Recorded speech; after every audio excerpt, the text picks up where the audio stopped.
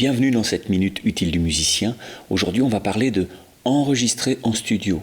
À quoi on doit faire bien attention avant même de commencer le travail.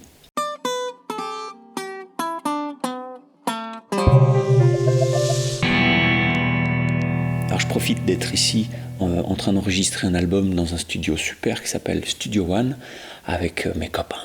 Un super chanteur belge bruxellois qui s'appelle Olivier Thomas, qui est un type incroyable, et aussi une clarinettiste qui s'appelle Catherine Delaunay, qui est une immense musicienne qui joue avec le quartet de Marc Ducré, avec Claude Chamichan, qui vient de faire une tournée avec Steve Coleman, donc ça rigole pas du tout, ça joue. Et avec mes copains, on est venu ici pour faire un disque. Donc j'en profite pour vous parler un petit peu de à quoi il faut penser avant même de commencer le projet. Bien sûr, si on fait le choix de louer un studio, il faut penser à tout un tas de choses, d'accord ? Il faut regarder cet endroit, qu'est-ce qu'il peut produire. Évidemment, il y a une première variable qui est le matériel dedans, c'est-à-dire avec quoi on enregistre, comment on fait. Mais il faut bien savoir que c'est pas parce que, par exemple, vous auriez entendu un album d'un groupe que vous adorez enregistré dans un certain studio, c'est pas parce que vous allez aller dans ce studio-là que vous allez avoir le même son, parce que ça dépend de beaucoup de choses. Avec le même matériel, la chose qui va être la variable supplémentaire, c'est le facteur humain. Donc si vous avez un album qui est produit, qui est enregistré par un type qui a donné un son incroyable, mais que vous arrivez avec votre beau-frère pour appuyer sur le bouton REC, ça ne marchera pas, d'accord ? Parce que c'est un vrai métier d'être ingénieur du son, donc du coup, si on fait l'option de louer un studio, il faut bien prendre en compte ce facteur-là. C'est qui est-ce qui va faire les prises de son ?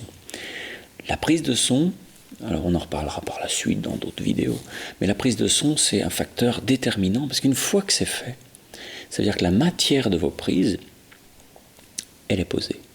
D'accord ? Et on ne pourra pas revenir dessus. Après, on pourra compenser des mauvais choix, on pourra bricoler, on pourra faire de la bricole, mais ça restera de la bricole. Donc les prises sont super importantes. Des prises réussies, ça veut dire que votre projet va dans le bon sens. Des prises réussies, ça veut dire des prises adaptées au projet. Parce qu'il n'y a pas la bonne prise au monde, la meilleure prise que je peux faire, c'est que ça dépend du projet, ça dépend de ce que vous voulez faire en fait. Donc pensez bien qu'un studio, c'est un outil, ça reste un outil. Ce qui va le mettre en œuvre, c'est le facteur humain. Donc si vous appelez un ingénieur du son, si vous avez un copain qui l'est ou quelqu'un dont vous louez les services, il faut savoir aussi que vous devez faire ce choix-là en fonction de la personne, de ses goûts, de sa sensibilité, de son affection pour votre projet aussi, parce que c'est lui qui va placer les micros, c'est lui qui va penser la prise de son dans sa globalité. C'est pas juste placer les micros, faire une prise de son, c'est penser le projet dans la globalité. Donc comment est-ce qu'on fait ? Il y a 1000 façons de faire des prises de son. Il n'y a pas une façon de faire une prise de guitare si vous êtes guitariste ou d'autres instruments si vous êtes un autre instrumentiste. Il faut penser le projet dans sa globalité. Donc ça c'est super important. Il faut prendre un type qui soit vraiment sensible à votre façon de faire. Ensuite, quand on veut choisir un studio, on va pouvoir avoir plusieurs options qui vont s'offrir à nous. Il faut savoir que quand on choisit un studio, on va le choisir aussi pour le son qu'il a. La pièce, je veux dire acoustiquement. Est-ce qu'on veut plutôt des prises de son qui soient les plus mates possibles pour pouvoir ensuite traiter comme on veut le son, ou est-ce qu'on veut au contraire une acoustique, une salle qui a une acoustique. Donc ça va dépendre de votre projet. On va partir du premier cas, qui va être un premier cas, par exemple, vous louez un studio où vous devez enregistrer un par un. D'accord ? Ça va dépendre de votre style de musique, ça va dépendre du projet, ça va dépendre du mode de production de ce disque-là. C'est un des cas qui se fait. C'est pas adapté à toutes les musiques, évidemment. En jazz, par exemple, on ne va jamais enregistrer cette façon-là, d'enregistrer un par un. Moi, je suis pas un super adepte de ça, même si j'ai fait des sessions comme ça. C'est pas un truc qui me plaît, voilà. Mais disons que ça existe. Imaginons, on fait d'abord tel instrument, ensuite tel instrument, ensuite tel instrument. Ceci a des avantages indéniables. Les ingénieurs du son vont parfois être très heureux d'une prise de son comme ça, parce que quand vous enregistrez une batterie, sans la basse et les guitares et tout le bazar autour, vous avez le son de la batterie.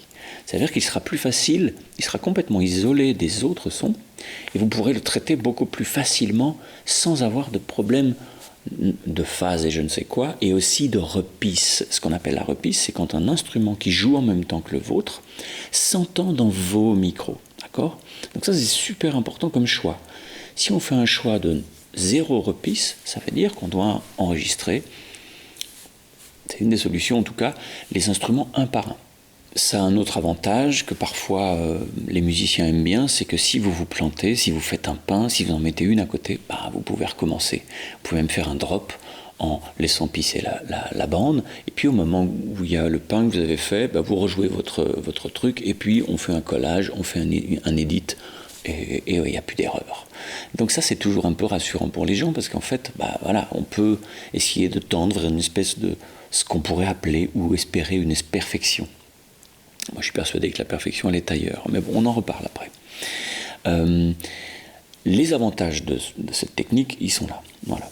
Donc, ça va s'adapter aux très grosses productions de pop, parfois. C'est vrai que le style dépend beaucoup.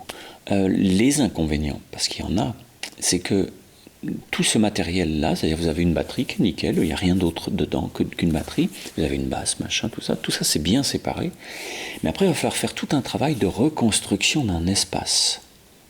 Ça veut dire que là, vous comptez sur le fait que l'ingénieur du son, avec vous, pour faire vos choix, vous allez faire des choix pour recréer un espace, pour remettre de l'air entre ces instruments qui n'existent pas, puisqu'ils n'ont pas résonné ensemble, en même temps, dans la même pièce.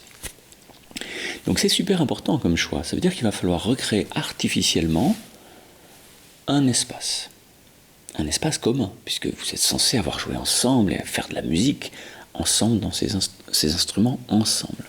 Alors c'est pas toujours facile comme boulot, parce qu'il y a plusieurs autres inconvénients à mon sens, c'est qu'on bosse souvent sur des voix témoins, c'est-à-dire que le chanteur fait une voix qui ne sera pas la voix définitive, mais qui vous aide à enregistrer votre partie. Voilà.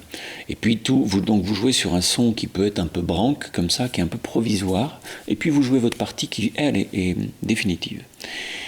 Après, je pense que ce qui est très compliqué, c'est que si on a une musique où il y a beaucoup d'interactions, de l'interplay, c'est-à-dire qu'en fonction de ce que jouent les autres, vous allez adapter votre jeu, adapter ce que vous allez faire, adapter le groove, adapter tout un tas de choses, eh bien ces interactions ne peuvent pas facilement exister, puisqu'en fait quand vous jouez en partie sur des parties qui ne sont pas définitives. Donc ça c'est compliqué. Mais toutes les musiques ne nécessitent pas ça. Donc c'est pour ça que je vous disais que le projet, c'est vraiment la base de choix d'enregistrement et donc de production de musique et donc de production d'émotions. Comment on va faire pour recréer cette chose-là ? Donc ça c'est un premier choix. Voilà, c'est enregistrer séparément. On verra ensuite une autre vidéo, on verra comment enregistrer tous ensemble, et puis on verra qu'il y a aussi des intermédiaires, ok ?